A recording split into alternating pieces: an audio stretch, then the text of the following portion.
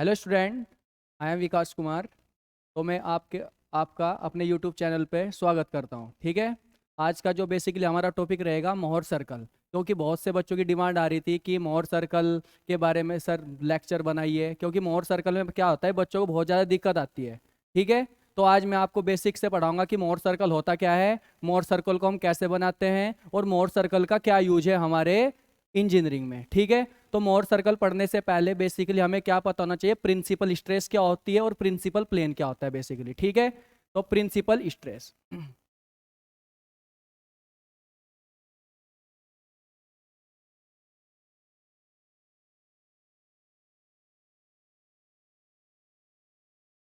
Principal stress,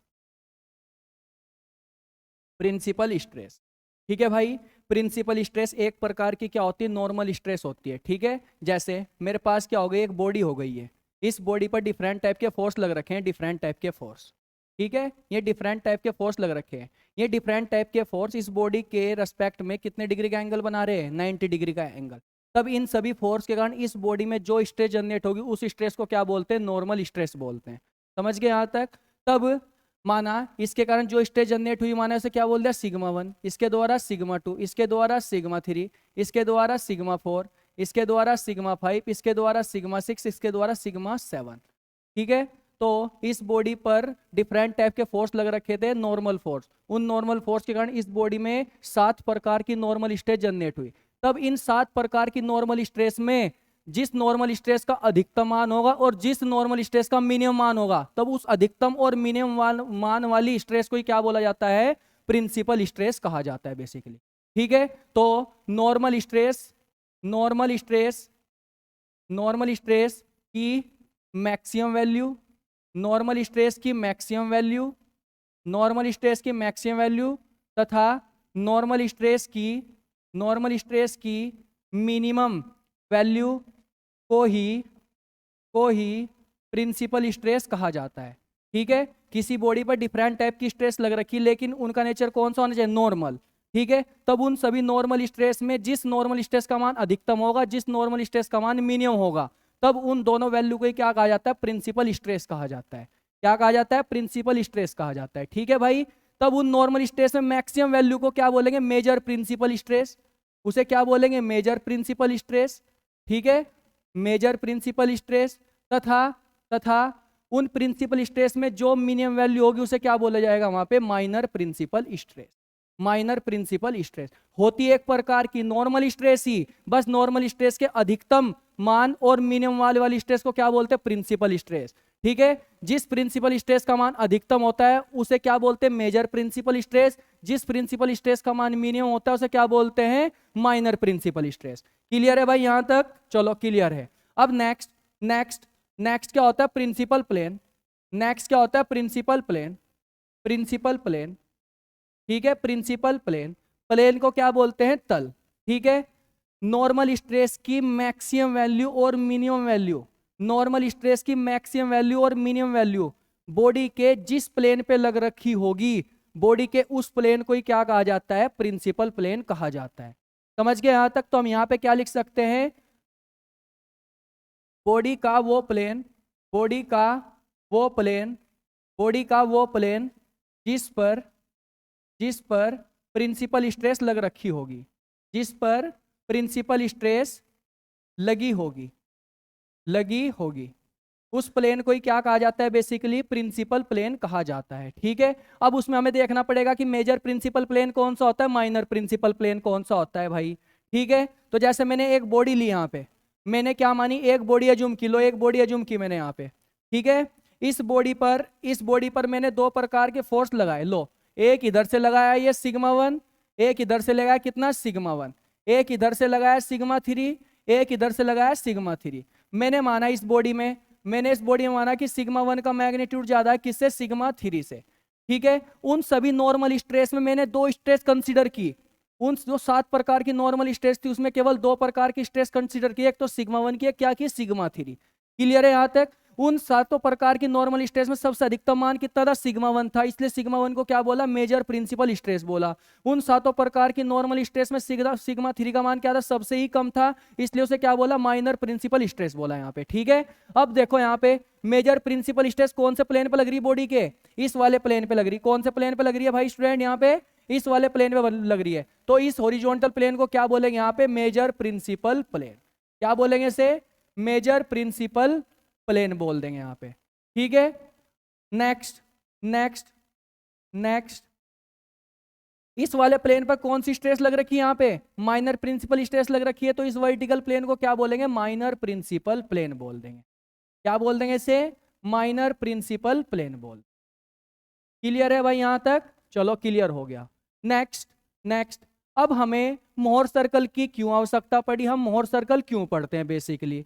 अब मुझे पता है जैसे कोई एक बॉडी है ये, ठीक है, यही बॉडी मैंने अज्यूम कर ली यहाँ पे। ठीक है, जब इस बॉडी पर, ये दोबारा से इधर बॉडी ले ली भाई मैंने यहाँ पे, इस बॉडी पर ऊपर से भी एक स्ट्रेस लग रही, नीचे से भी एक स्ट्रेस लग रही, माना कितना लग रही है, सिग्मा 1, इधर से कितनी लग रही है, सिग्मा 1, इधर से कितनी लग रही है, सिग्मा 3, इधर से कितनी लग रही है, सिग्मा 3।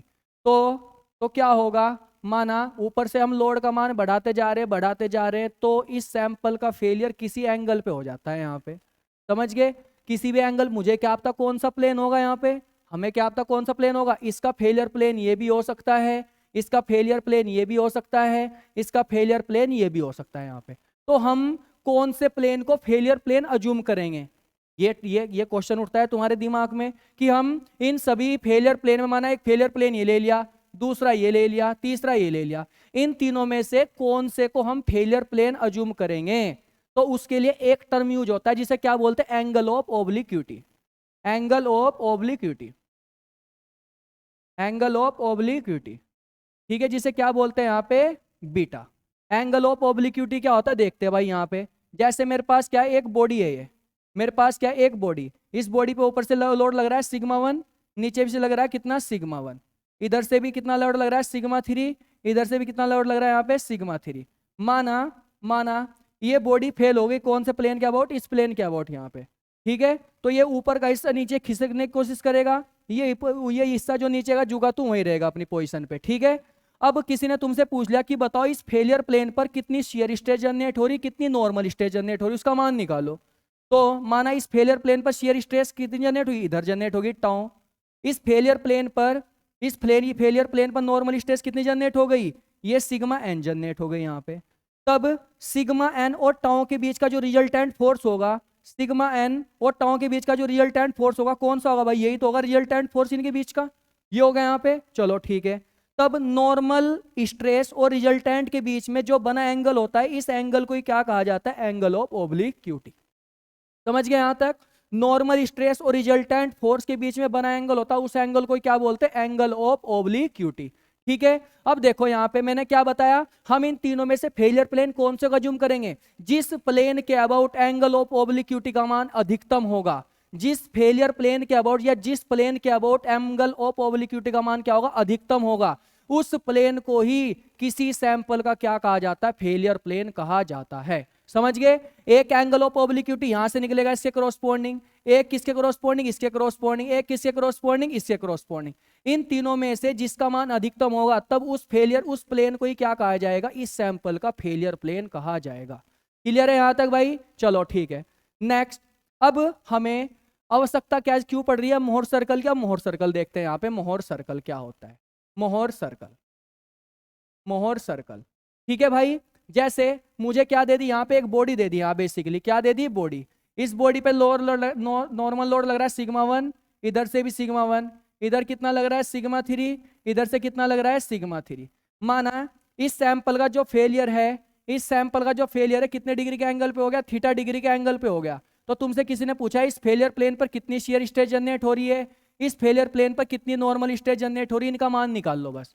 तब इन दोनों की वैल्यू को निकालने के लिए हमें दो तरीके अज्यूम करते, एक तो एनालिटिकल तरीका होता, दूसरा कौन सा था, ग्राफिकल तरीका। एनालिटिकल मेथड में हम क्या करते हैं, इन दोनों के फॉर्मूले देख रखते हैं, फॉर्मूले वैल्यू पुट कर देंगे, आंसर निकाल देंगे, बस खत्म। वो तो क्या होगा, फॉर्मूला बेसिस हो गया। लेकिन मोहर सर्कल में ग्राफ के द्वारा हमें सिग्मा एन और टाउ की वैल्यू को क्या करते हैं, वहां पे निकालना पड़ता है बेसिकली। समझ गया भाई यहाँ तक? चलो ठीक है। तो अगर मोहर सर्कल की बात करें, मोहर सर्कल क्या होता है? एक ग्राफिकल रिप्रेजेंटेशन होता है। मोहर सर्कल एक ग्राफिकल रिप्रेजेंटेशन होता है किस किस के बीच में? नॉर्मल स्ट्रेस और शियर स्ट्रेस के बीच में, जिसमें नॉर्मल स्ट्रेस को एक्स एक्सिस पे प्लॉट किया जाता है जबकि शियर स्ट्रेस को वाई एक्सिस पे प्लॉट किया जाता है बेसिक। ठीक है, अब मैं इस वाले डायग्राम के करस्पॉन्डिंग मोहर सर्कल बनाना चाह रहा हूं भाई यहाँ पे। ठीक है, अगर लिखना चाह रहे हो तो लिख लेना कि मोहर सर्कल क्या होता है? एक प्रकार का ग्राफिकल रिप्रेजेंटेशन होता है जो किसके बीच में बनाया जाता है? जो नॉर्मल स्ट्रेस तथा शियर स्ट्रेस के बीच में क्या किया जाता है? प्लॉट किया जाता है। ठीक है, अगर मैं मोहर सर्कल बनाना चाहूँ, लो ये बना दिया भाई मैंने यहाँ पे।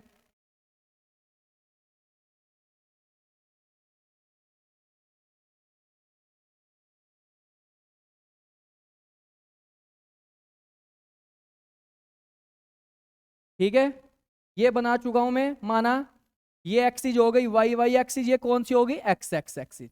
ठीक है, एक्स एक्सिस पर हम किसको शो करते हैं? नॉर्मल स्ट्रेस को प्रदर्शित किया जाता है। नॉर्मल स्ट्रेस को प्रदर्शित कर दिया भाई मैंने यहाँ पे। वाई एक्सिस पे किसको प्रदर्शित किया जाता है? शियर स्ट्रेस को प्रदर्शित किया जाता है। किसको? शियर स्ट्रेस को। अब ये क्या हो गया? इसका ओरिजिन हो गया, इसे क्या बोलते हैं? मूल बिंदु 0 0।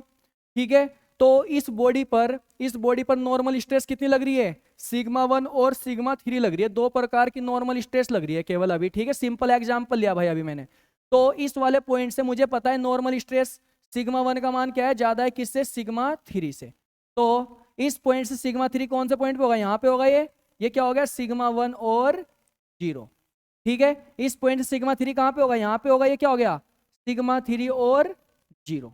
ठीक है भाई, अब मुझे क्या निकालना है? इसकी रेडियस निकालनी है। क्या निकालनी है? इसकी रेडियस। माने क्या हो गया? इसका सेंटर हो गया सी। मुझे क्या निकालनी है? इसकी रेडियस निकालनी है। तो रेडियस कितनी होगी? अगर मैं सिग्मा 1 में से सिग्मा 3 घटा दूंगा तो इसका डायमीटर आ जाएगा। ये माना डायमीटर, इसे ए मान लिया, इसे क्या मान लिया मैंने? बी मान लिया। तो ए बी का मान कितना हो जाएगा? यहाँ पे ए बी का मान हो जाएगा सिग्मा 1 माइनस के सिग्मा 3। इसे क्या बोलेंगे? मोहर सर्कल का डायमीटर।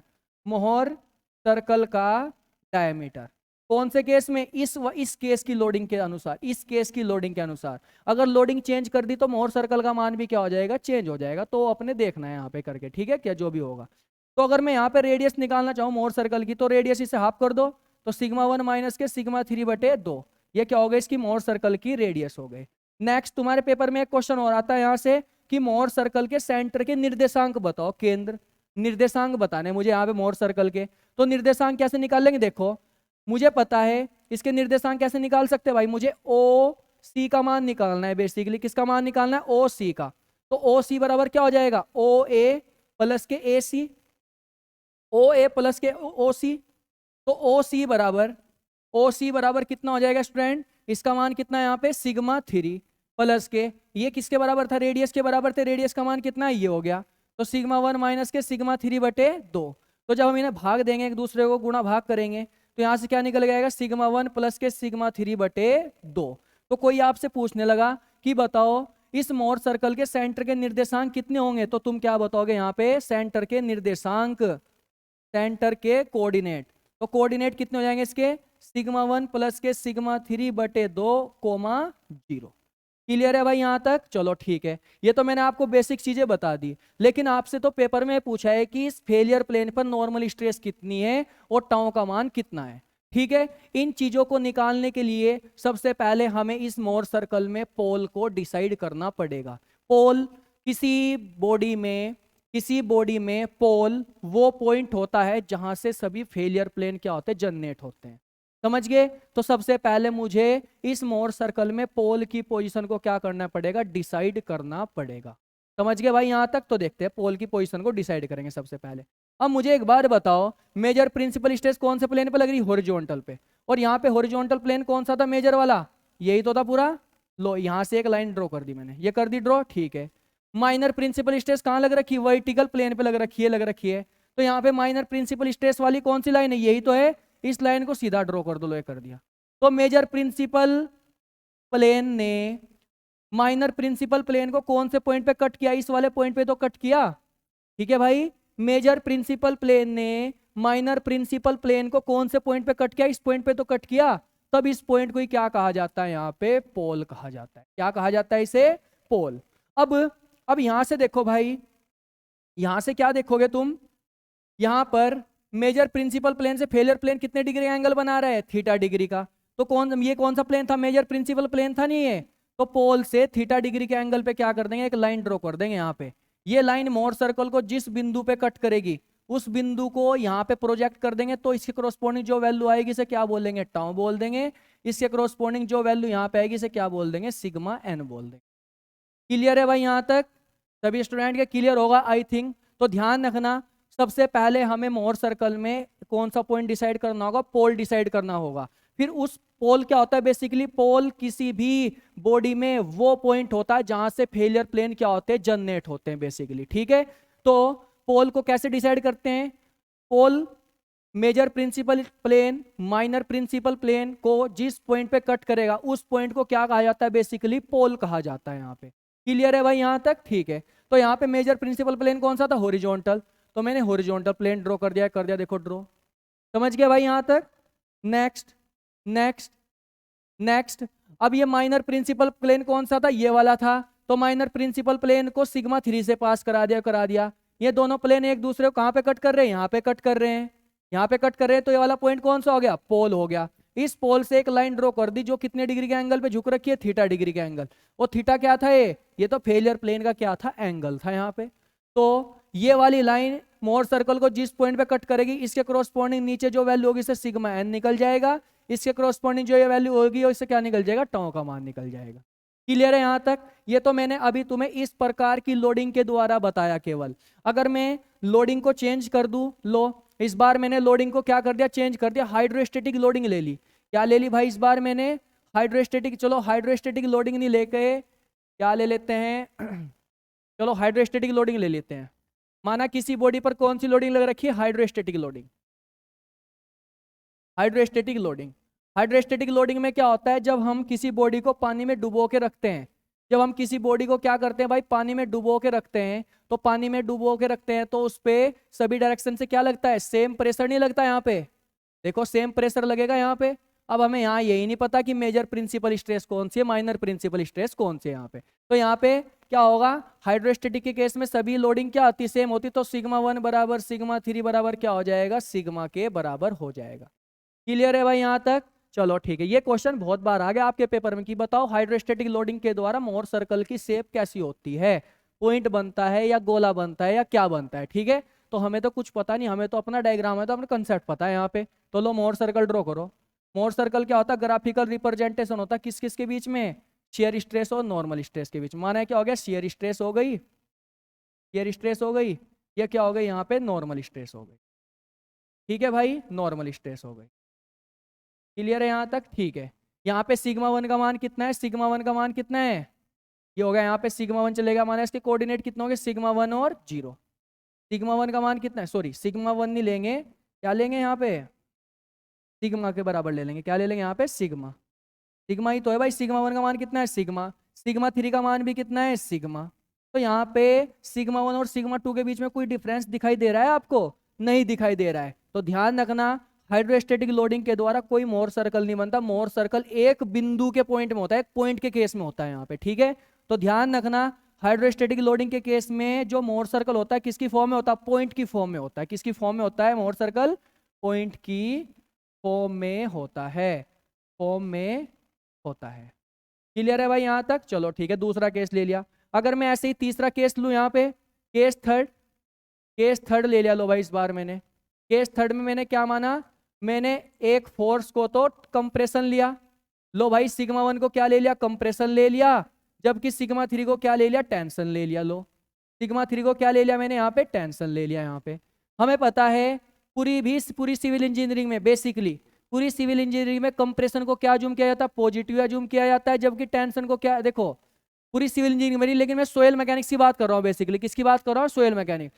सोयल मैकेनिक्स में वो तो अपनी मर्जी है भाई, किसे पॉजिटिव ले लो किसे भी निगेटिव ले लो, ठीक है। लेकिन सोयल मैकेनिक्स में बेसिकली कंप्रेशन को क्या जूम किया जाता है, पॉजिटिव अज्यूम किया जाता है, जबकि टेंशन को क्या जूम किया जाता है वहां पे, निगेटिव, ठीक है। तो इस प्रकार की लोडिंग दे दिया आपको, आपसे पूछ लिया बताओ इसका मोर सर्कल ड्रॉ करो, बताओ कैसे करेंगे। ठीक है तो करो ड्रॉ, कुछ नहीं करना। चलो इसे इधर बनाते हैं भाई थोड़ा ना, क्योंकि माइनस वाला टर्म भी आएगा ना इस बार यहाँ पे।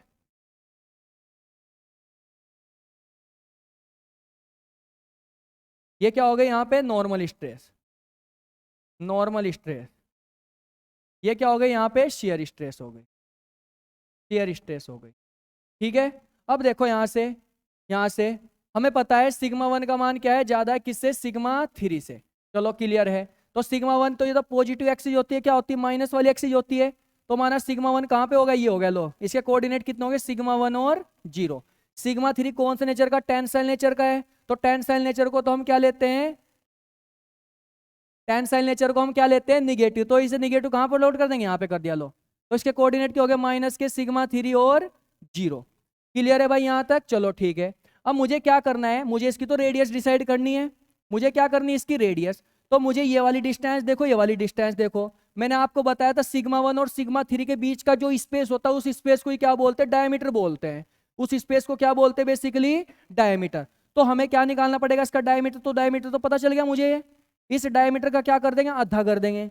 माना इस डायमीटर का क्या करके आधा करके यहाँ पे आ गया इसका सेंटर। फिर यहाँ पे इतनी रेडियस से एक वो खरके के प्रकार लेंगे तो एक सर्कल ड्रॉ कर देंगे। तो इस सर्कल को क्या बोल देंगे, मोर सर्कल। समझ गया भाई यहाँ तक। बस दिमाग में रखना है आपको, डायमीटर क्या होता है, सिग्मा 1 और सिग्मा 3 के बीच का डिफरेंस होता है। लेकिन यहाँ पे डिफरेंस तो निकाल नहीं पाएंगे, क्योंकि इसमें हमें क्या देखना है, सिग्मा 1 और सिग्मा 3 के बीच की डिस्टेंस देखनी है। तो इसमें ये प्लस के ये दोनों जुड़ जाए। कभी ऐसे माइनस की वजह से इसे जोड़ दो, कभी हाँ सॉरी से घटा दो। घटाना नहीं, बिल्कुल भी कंसेप्ट के हिसाब से चलना है। सिग्मा 1 और सिग्मा 3 के बीच का जो स्पेस होता है, उस स्पेस को क्या बोलते हैं, मोर सर्कल का डायमीटर बोलते हैं बेसिकली। क्लियर है भाई यहाँ तक। तो इसके निर्देशांक निकाल लेंगे, इसके निर्देशांक वही इसमें जो जोड़ देंगे आप देख लेंगे। और ये क्या हो जाएगा, इसकी डायमीटर हो जाएगा, इसका आधा करेंगे तो इसकी रेडियस निकल जाएगी यहाँ पे। ठीक है, तो चलो स्टूडेंट, आज हम अपने लेक्चर को यहीं तक रखते हैं। फिर ऐसे ही एक अच्छी वीडियो के साथ आगे नेक्स्ट लेक्चर में मिलेंगे। ठीक है, ओके, थैंक यू भाई।